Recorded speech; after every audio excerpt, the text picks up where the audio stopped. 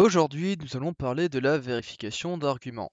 Maintenant que nous avons la partie pour structurer les commandes, parser les arguments en fonction de leur type et même le faire de différentes manières, ainsi que de proposer différentes valeurs par la suite, il faut pouvoir vérifier les arguments. Alors certes, il est possible de passer directement les valeurs parsées à l'interpréteur qui fera le tri lui-même, si les arguments sont valides ou non, mais vu que jusqu'à présent nous avons choisi de laisser le gestionnaire s'occuper de tout, autant lui rajouter ceci.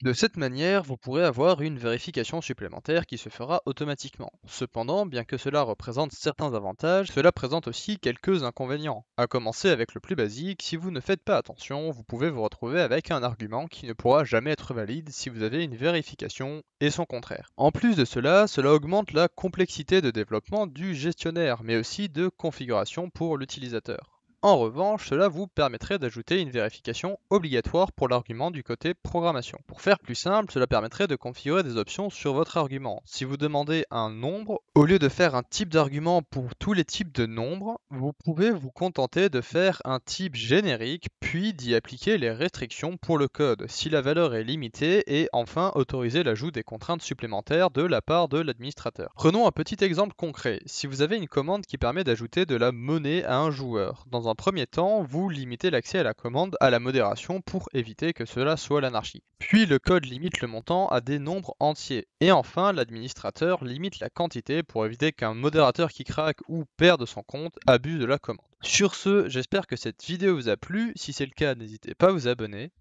Et je vous dis à demain.